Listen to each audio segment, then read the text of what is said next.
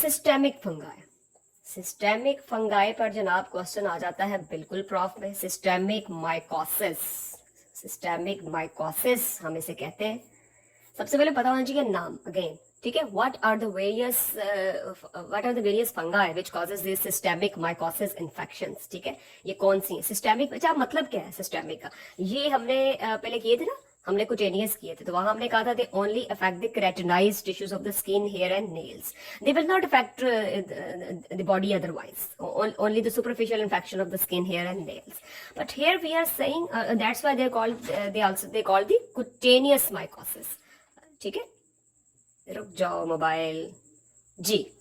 systemic mycosis, so systemic mycosis means these are the fungi which involve the body now, ठीक है। अब body के involvement इसमें आ गई सिस्टेमिक माइकोसिस में, ठीक है। बहुत लंबे लंबे लिखे हुए हैं बुक में, तो इनकी मोटी मोटी मेन बातें जो हमें पता होनी चाहिए कंसेप्चुअल, वो आपको बता देते हैं, ठीक है। Now the most important of this systemic mycosis are number 1 the histoplasma capsulatum, ठीक है, जो बहुत ज्यादा प्रॉफ में आता है, वेरी वेरी इंपॉर्टेंट, अभी इस साल भी आया हुआ था, ठीक है। और लोगों ने गलत करा हुआ था, क्यों गलत करा हुआ था वो मैं आपको भी बताती हूँ, ठीक है। Histoplasma capsulatum. Then the second most important one is coccidioides, coccidioides immitis. मुश्किल पुट्ठे पुट्ठे नाम है इनके पास, अब क्या करें। हिस्टोप्लाज्मा कैप्सुलेटम, कॉक्सीडियो आयोडिस इमिटिस, फिर एक इसी का भाई है पैराकॉक्सीडियो आयोडिस, और फिर है एक चौथा वाला ब्लास्ट्रोमाइसिस।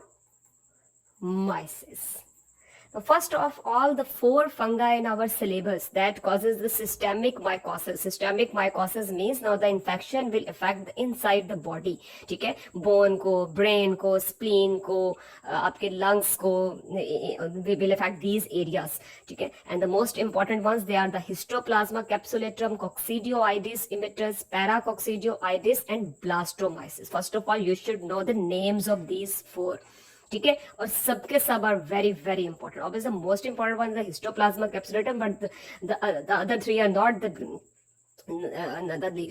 Less important, they are also very important. इनका एक मिक्स्ड क्वेश्चन आया था प्रॉफ में अभी इस साल, मैं आपको भी बताती हूँ कि वो क्या था, ठीक है। Now what are the basic characteristics of them, ठीक है। बेसिक कैरेक्टरिस्टिक्स एक तो इनके ये हैं कि दे आर द डायमॉर्फिक, ठीक है। छोटी छोटी टर्म्स है। Dimorphic means they exist both in the forms of moulds and yeast. Inside the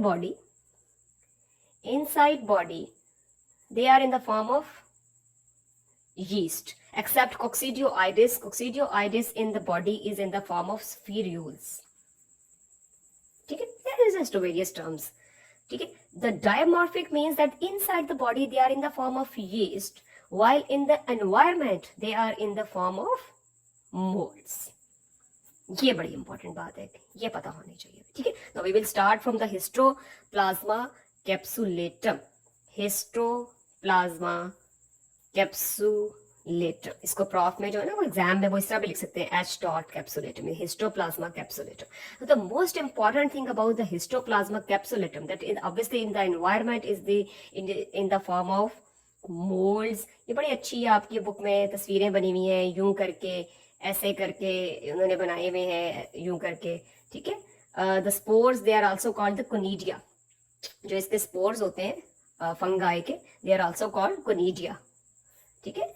और ये 2 किस्म के हैं इसमें हिस्टोप्लाज्मा कैप्सुलेटम में। The larger ones they are called the macroconidia and the smaller ones they are in the form, they are called microconidia. So in the environment they are in the form of macroconidia and microconidia. In what type of environment these molds of histoplasma capsulatum are present?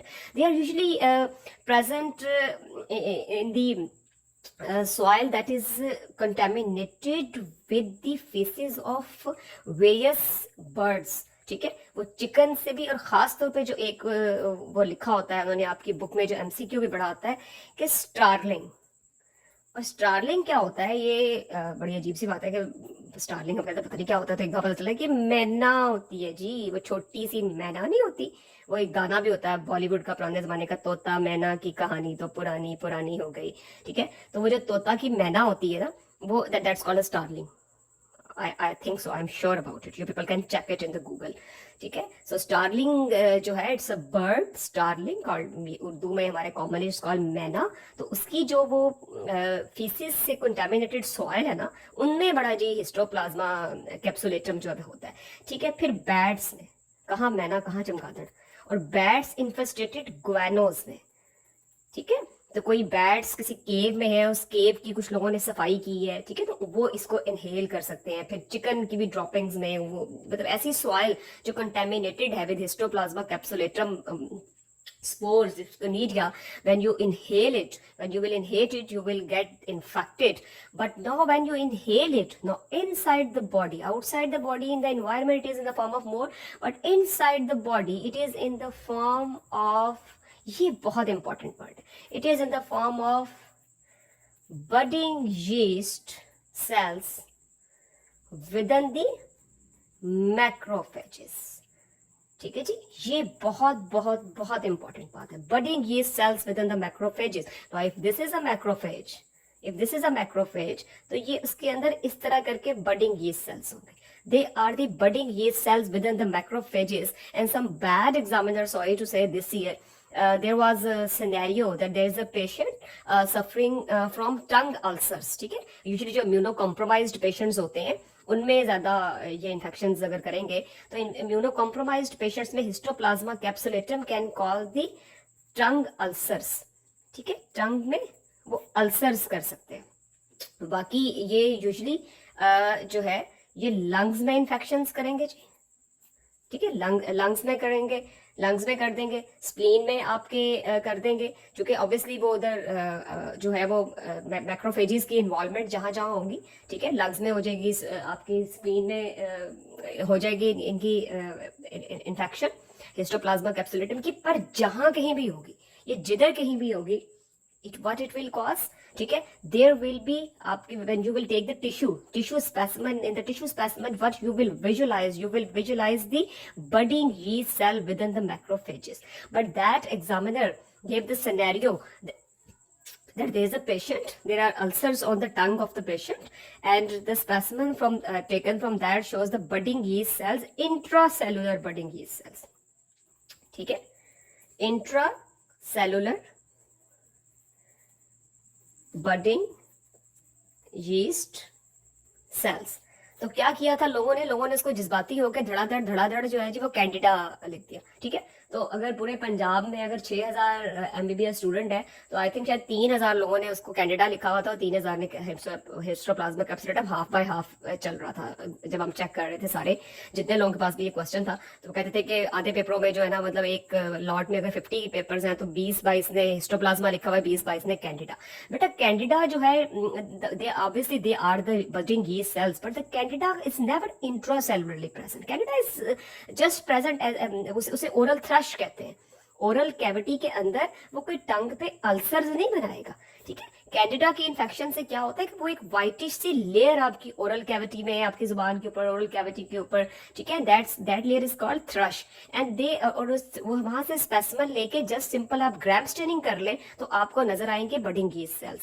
But here in the histoplasma capsulatum the budding yeast cells are present intracellular, ठीक है, intracellular, and these tongue ulcers, they are also present in the immunocompromised patients. Otherwise it will just affect the lungs, and it will affect your spleen, it will affect your liver, ठीक है। These areas will be involved, and there will be also the granulomas, the mighty granuloma, very very important university question, ठीक है।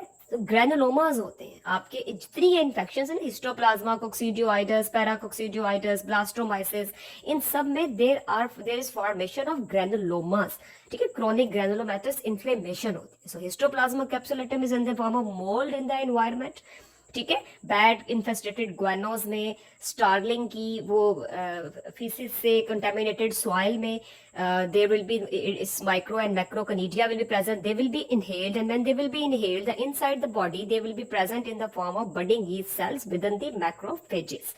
ठीक है। और क्या हो जाएगा साथ में, ग्रैनुलोमास बन जाएंगे।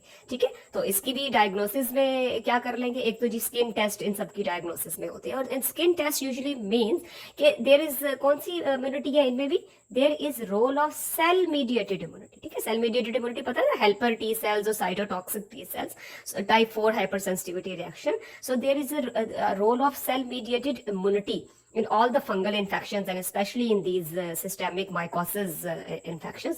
Then obviously the histopathological specimens will be taken, the biopsy specimens will be taken, and the budding yeast cells will be present. Then the certain serological reactions can also be done. ठीक है, तो कुल मिला के this is all about the histoplasma capsulatum. The most important points about the histoplasma capsulatum are only these ones. ठीक है, अच्छा अब आई बात आगे, साथ ही हम इधर ही कर लेते हैं ताकि कंपैरिजन में याद रहे। कोक्सीडियोआइडिस की हम बात कर रहे थे, तो जो कोक्सीडियोआइडिस इमिटिस है, इसमें एक एमसीक्यू बस बड़ा इंपॉर्टेंट होता है। वो जो होता है कि ये एनवायरनमेंट में obviously we are saying that they are present in the form of moulds, तो वो यूं करके होते हैं, आर्थ्रोस्पोर्स होते हैं इसके। ठीक है, ये बड़े खूबसूरत से करके यूं करके आपके बुक में तस्वीर भी बनी हुई है। They are the arthrospores. इनके स्पोर्स को क्या कहते हैं, आर्थ्रोस्पोर्स। ठीक है जी, आर्थ्रो वो था मैक्रोकोनिडिया और माइक्रोकोनिडिया, ये है आर्थ्रोस्पोर्स। और इनसाइड द बॉडी जब वही आप इनहेल कर लेंगे, वही आपकी इन्फेक्शन जो है वो लंग्स में होती है, और ज्यादा इसमें बोन में होती है और ब्रेन में होती है, मेनिंजाइटिस भी कर देते हैं। ठीक है, लेकिन ऑब्वियसली जब इनहेल करते हैं तो इनिशियल लियंस जो है वो इन सब में वो लंग्स नहीं होंगे। ठीक है, लेटर ऑन फिर जो है वो इसमें बोन और ब्रेन्स में होंगी, और हिस्टोप्लाज्मा कैप्सुलेटम में ज्यादा स्प्लीन में और लिवर में होंगी। ठीक है, और वो भी ऑब्वियसली इम्यूनो कॉम्प्रोमाइज्ड अगर पेशेंट होंगे तो उनमें ज्यादा होती हैं, अदरवाइज वो जस्ट लंग्स में आपके कुछ रेस्पिरेटरी इश्यूज होंगे, कोई ज्यादा इम्यूनो कॉम्पिटेंट जिनकी अच्छी सेल मेडिएटेड इम्यूनिटी है उनमें ज्यादा इशू ये नहीं कॉज कर सकते जी। आर्थ्रोस्पोर्स इनहेल होंगे, ये भी एनवायरमेंट में होंगे, सॉइल में होंगे, but inside the body there is formation of spherules, doubly refractive bodies, and inside there are called the endospores. ठीक है, सेक्सुअल और ये सेक्सुअल स्पोर्स होते हैं। Never ever again confuse them with the spores of the bacteria. Bacteria के spores सिर्फ क्लॉस्ट्रीडिया और bacillus जो होते हैं, बैसिलस एंथ्रेसिस, क्लॉस्ट्रीडियम टेटनाई वगैरह उनमें होते हैं, और वो हार्डी स्ट्रक्चर होते हैं, सर्वाइव करते हैं। ठीक है, वो उनका रिप्रोडक्शन से कोई ताल्लुक नहीं होता। But in as far as the fungi are concern, they are the spores, they are their organ of the reproduction. ठीक है, so yes, this is what is, it is called spherule. ये spherule है, और ये स्फीर्यूल के अंदर आपके endospores है। ठीक है, स्फीर्यूल्स के अंदर एंडोस्पोर्स है। ठीक है जी, तो ये है जी इंपॉर्टेंट बात आपकी कोक्सीडियोआइडिस इमिटिस के बारे में। ठीक है, there will be bone infections, there will be brain infections, inside the body there will be spherules, outside there will be arthrospores. ठीक है, अच्छा हिस्टोप्लाज्मा हो या आपका कोक्सीडियोआइडिस इमिटिस हो, कल्चर जनाब सबका अगेन वही आपने जी सेबोरॉड एगार पे करना है। एगर इनका एक ही है, एगर इनका एक ही है, वो है सेबोरॉड एगार। ये नाम याद कर ले, एगर सेबोरॉड। अच्छा, यहाँ पे एक और बड़ी इंटरेस्टिंग बात है, सेबोरॉड एगार पे आपने स्पेसिमेन लगा दिया। Now there is variation of the temperature. If you will put it at incubator में अगर आप 37 डिग्री सेंटीग्रेड पे करेंगे तो वो यीस्ट फॉर्म ग्रो करेगी। ठीक है, कॉमन सेंस की बात है ना, जो कि इनसाइड द बॉडी वो यीस्ट फॉर्म में ग्रो करती। और अगर आप 25 डिग्री सेंटीग्रेड पे सेबोरॉड एगार को इंक्यूबेट करेंगे तो फिर इनकी मोल्ड्स फॉर्म जो है वो आपकी उसके ऊपर अपीयर होंगी। ठीक है, सेम इज विद कोक्सीडियोआइडिस इमिटिस। कोक्सीडियोआइडिस इमिटिस में भी when you put the specimen on the Seborrhoeids agar after 1 to 2 weeks, if you will incubate at 25 degree centigrade, तो आपके वहां पे आर्थ्रोस्पोर्स होंगे। और अगर आप उसको जो है वो 37 डिग्री सेंटीग्रेड पे करेंगे तो वो स्फीरूल्स की फॉर्म में जो ग्रोथ है वो फंगस की वो आएगी। ठीक है, स्किन टेस्ट भी हो जाएंगे। एरिथीमा नोडोजम, एरिथीमा नोडोजम की एक टर्म बड़ी आपको इसमें बुक में बार बार मिलेगी कि एरिथीमा नोडोजम क्या होते हैं। Erythema nodosum, they are the nodules usually on the extensor surfaces of the ulna and tibia, and they are basically signs of a good cell mediated immunity. ठीक है, वो साइन होते हैं गुड सेल मीडिएटेड इम्यूनिटी के. The erythema nodosum, they are present in this systemic mycosis, histoplasmosis, coccidioidomycosis, also in the syphilis, also in the TB. और देखिए जितने जिक्र कर रहे हैं इन चीजों का, टीबी है कि सिफिलिस है कि हिस्टोप्लाज्मा है कि कोक्सीडियोआइडस है, इन सब में ग्रेनुलोमास होते हैं और सिफिलिस में गम्मास होते हैं. ये पुरानी चीजें जो है ना, इनको याद रखना होता है. ठीक है, so systemic mycosis, we have discussed the important points of histoplasma capsulator, we have discussed the important points of coccidioides immitis. ठीक है, कल्चर कर लेंगे, इनमें भी सीरोलॉजिकल रिएक्शंस हो जाएगा, कोई एलाइजा हो जाएगा, कुछ मॉडर्न जमाने में कोई और अगर टेस्ट है तो वो हो जाएगा. ठीक है, वो सिंपल से छोटे छोटे पॉइंट्स हैं. These are the important diagnostic points and the most important point, they are dimorphic, mould in the environment, yeast inside. Coccidioides जो है वो स्फीरूल के फॉर्म में है, और कल्चर मीडिया इनका कौन सा है जी, सेबोरार्ड्स एगार. ठीक है, और इनमें बाकी एंटीजन एंटीबॉडी टेस्ट कर लेते हैं. और इनमें जनाब यारी आप जो है यहाँ पे दो टर्म्स आपकी बुक में लिखी हुई है, कोक्सीडियोआइडिस की हम बात कर रहे हैं. एक उन्होंने लिखी हुई है जी वैली फीवर. ठीक है, दिस आर जस्ट वेरी से टर्म्स, वैली फीवर. फिर उन्होंने लिखे हुए जी डेजर्ट रूमेटिज्म. ठीक है, क्योंकि वो रूमेटिज्म जहां भी होती है तो कोई ना कोई बोन्स ज्वाइंट्स की बात होती है, तो वो जब बोन्स के अंदर इन्फेक्शन हो जाएगी, ठीक है, कुछ वहां पे. फिर डेजर्ट बम्प्स भी वहां पे उन्होंने लिखा हुआ है. वैली फीवर, वो जब इनहेल करेंगे लंग्स में कोई इन्फेक्शन हो जाएगा. तो जी these are the just various terms related to the Coccidioides immitis. अच्छा, अब छोटी छोटी बातें कर लें पैराकोक्सीडियोआइडिस और ब्लास्टोमाइसिस की. अच्छा, ब्लास्टोमाइसिस और पैराकोक्सीडियोआइडिस भी जो है, इनकी भी वही बात है कि डायमॉर्फिक है. They will be in the form of mold in the environment and they are in the form of yeast inside the body. लेकिन अब इनकी yeast किस तरह की है, ये बड़ी खूबसूरत सी इम्पोर्टेंट सी बात है. This is a very important UQ. This year there was a question in the exam that diagrammatically give the differences between the yeast form of blastomyces, paracoccioides and the cryptococcus. कितना जालिम था वैसे वो examiner. ठीक है, तो here was the importance of who attended the lecture and who just don't give a damn कि teacher बेचारा क्या बता रहा है. ठीक है, तो जिन बच्चों ने लेक्चर अटेंड करा हुआ होता है, तो वहां पर जो है मैं बोर्ड पर हमेशा इन तीनों को अलग से करके बताती हूँ. ठीक है, तीनों नाम हम लिख लेते हैं. ब्लास्टो माइसिस,